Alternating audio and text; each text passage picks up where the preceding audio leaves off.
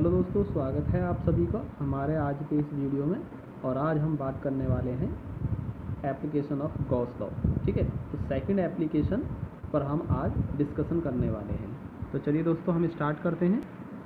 Application number 2 है intensity of electric field due to an infinite plane charge non conducting plate. एक हमारे पास non conducting एक infinite length की infinite ठीक है एरिया की एक प्लेन, ठीक है ना, प्लेन शीट है।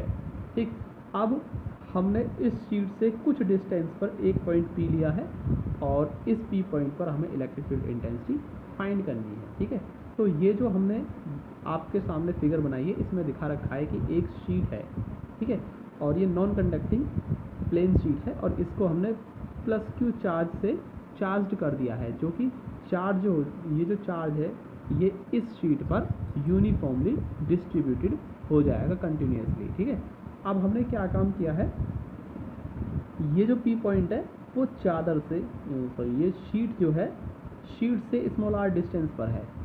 सेम स्मॉल r डिस्टेंस पर हमने शीट के अपोजिट डायरेक्शन में एक और पॉइंट ले रखा है P'। ठीक है, और हम एक काम करेंगे, अब इस P और P' से होकर एक गॉसियन सरफेस ड्रॉ करेंगे और जो कि कैसे होगी, सिलेंड्रिकुलर शेप में होगी। ठीक है दोस्तों, तो चलिए हम स्टार्ट करते हैं। ठीक है दोस्तों, हमने यहाँ पर एक सिलेंड्रिकल, ठीक है, सिलेंड्रिकुलर शेप में एक गॉसियन सरफेस ले लिया है दोस्तों। ठीक है दोस्तों, तो चलिए हम स्टार्ट करते हैं आगे। और आप देखेंगे कि हमने क्रॉस सेक्शनल एरिया क्या लिया है इनका, वो ए ले रखा है। क्रॉस सेक्शनल एरिया कितना ए है। अब हम एक काम करेंगे, इस पर कुछ एलिमेंट ले लेंगे, स्मॉल एलिमेंट्स। जैसे कि हमने एक स्मॉल एलिमेंट ये लिया, ठीक है, इस एंड प्लेन जो ये सरफेस है इस पर, और एक ले लिया हमने इस पर एंड प्लेन सरफेस। ठीक है, और एक हमारे पास ये कर्व्ड सरफेस एरिया भी है, हम इस पर भी एक स्मॉल एलिमेंट ले लेते हैं। ठीक है, तो दोस्तों इस पर हमने एक तो ds वेक्टर जो होगा वो इधर होगा और इस पर जो इंटेंसिटी जो होगी वो भी किस डायरेक्शन में होगी, इसी डायरेक्शन में होगी। तो E और ds वेक्टर दोनों ही सेम डायरेक्शन में आ गई। ये जो P पॉइंट है इस पर भी हम पहले ds वेक्टर स्मॉल एलिमेंट लिया है और E वेक्टर भी इंटेंसिटी भी क्या होगी, इसी डायरेक्शन में होगी। लेकिन अगर हम बात करें कर्व सरफेस एरिया की, तो यहाँ पर आप देख पा रहे हैं कि ds वेक्टर जो होगा वो इधर होगा, लेकिन इंटेंसिटी जो होगी वो इधर होगी। अब आप एक चीज़ देखेंगे यहाँ पर कि यहाँ E वेक्टर और ds वेक्टर के बीच में जो एंगल आ रहा है वो 90 आ रहा है। तो यहाँ पर कर्व्ड सरफेस एरिया से पास होने वाला जो टोटल फ्लक्स होगा वो क्या होगा, 0 होगा, क्योंकि एंगल 0 आ रहा है। लेकिन यहाँ पर ये जो आपका दो एंड प्लेन सरफेस जो बची हुई है आपकी, यहाँ से E वेक्टर और ds वेक्टर दोनों के बीच में एंगल कितना है, 0 0 है। तो यहाँ से भी फ्लक्स पास हो रहा होगा और यहाँ से भी पास हो रहा होगा। तो टोटल जो फ्लक्स की जो वैल्यू आएगी इस पूरे सिलेंड्रिकुलर, ठीक है, गॉसियन सरफेस से पास होने वाली, वो ऑन ये दोनों एंड प्लेन सरफेस, ठीक है ना, P और P' से पास होने वाला ही होगा। ठीक है दोस्तों, इस चीज़ को हमने यहाँ पर लिख दिया है कि गॉसियन सरफेस ले ली, तो P और P', ठीक है, 2 पॉइंट है और स्मॉल एलिमेंट्स हमने ds लिए हैं। ठीक है, क्रॉस सेक्शनल एरिया क्या माना है इनका, A माना है। ठीक है दोस्तों, the flux through the curved surface is 0। तो कर्व्ड सरफेस से जो पास होने वाला वो 0 होगा flux, but through the plane and faces, ये जो प्लेन एंड फेसेस हैं इनसे पास होने वाला, ठीक है, फ्लक्स 0 नहीं होगा। So now we can find the total electric flux passing through the cylinder. तो हम इस पूरे सिलेंडर से पास होने वाला इलेक्ट्रिक फ्लक्स निकाल रहे हैं। ठीक है, तो कितना होगा, φE होगा वो, ठीक है ना। तो टोटल कितना होगा, φE, जो कि कितना होगा, पहली सरफेस ये P जो है, ये P ये जो है ना ये वाला, इससे, ठीक है, पहला एंड प्लेन फेस जो है ये वाली, इससे पास होने वाला कितना होगा, integral E vector dot ds vector होगा, प्लस फिर दूसरा हम कर्व्ड सरफेस वाला ले रहे हैं, कर्व्ड सरफेस एरिया से, तो उससे भी कितना होगा, E vector dot ds vector, और थर्ड आपका फिर से ये आपका सेकंड, ठीक है ना, एंड और प्लेन सरफेस है ये वाली प्लेन फेस, ठीक है, इससे होगा, इससे भी कितना होगा, E vector dot ds vector, और इंटीग्रेशन कर दिया है तो E vector dot D S vector तो स्मॉल एलिमेंट से हो गया, और इंटीग्रेशन करने का मतलब है पूरी, ठीक है ना, पूरे फेज से हो गया ये, ठीक है दोस्तों।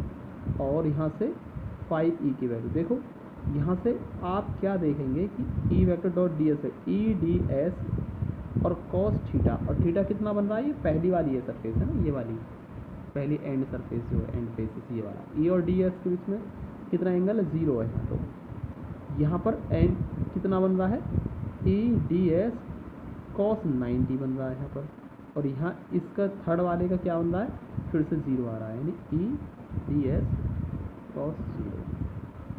तो यहाँ पर ये आपका इंटीग्रल ई डी एस रह गया, ये आपका इंटीग्रल ई डी एस रह गया, ये आपका कॉस 90 की वजह से ये पूरा 0 हो गया, और प्लस ये रहा आपका ई डी एस रह गया। तो ये दोस्तों आपका कितना होगा, 2 इंटीग्रल ई डी एस रह गया, 2 इंटीग्रल ई डी एस रह गया। तो 5e की जो वैल्यू आ गई वो कितनी आ गई, 2, और e को भी हम कर सकते हैं बाहर, इंटीग्रल डी एस रह गया। इसको आप चाहें तो 2e और इंटीग्रल डी एस को आप टोटल a मान सकते हैं, ठीक है। a क्यों मान लिया आपने, क्योंकि आपको पता है कि ये जो हमने इंटीग्रल डी एस है, ठीक है ना, टोटल क्रॉस सेक्शनल एरिया आ गया इसका, और जो कितना है वो a के इक्वल लिया है हमने, ठीक है ना दोस्तों। और ये इक्वेशन नंबर आपकी फर्स्ट बन जाती है यहाँ से, और यहाँ पर इंटीग्रल डी एस जो है वो आपका a हो गया, ठीक है, ठीक है। और अब यहाँ से हम इक्वेशन नंबर फर्स्ट आपकी जो आई है, ये जो फर्स्ट इक्वेशन आई है वो आई है definition of electric flux according to definition of electric flux, ठीक है।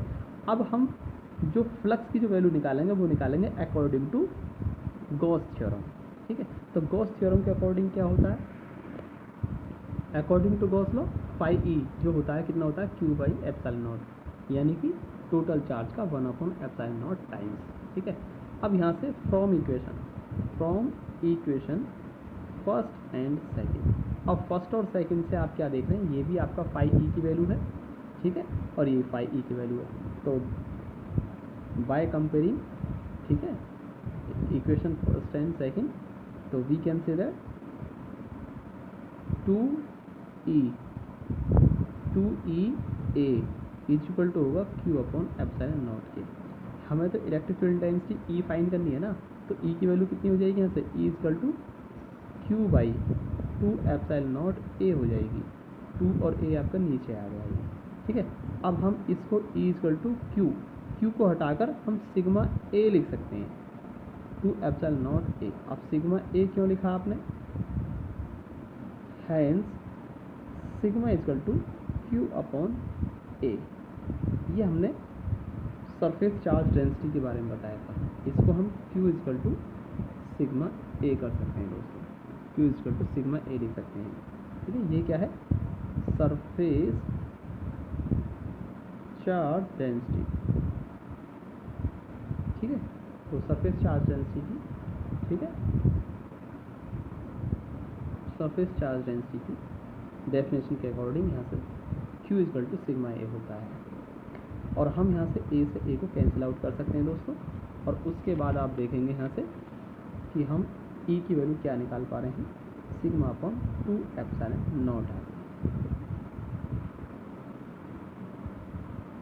सिग्मा/2ε0, यही दोस्तों आपका फाइनल रिजल्ट होगा, ठीक है दोस्तों। तो आज का वीडियो होता है हमारा यहीं ख़त्म, और मिलते हैं हम नेक्स्ट वीडियो में नेक्स्ट टॉपिक के साथ। तब तक के लिए जय हिंद।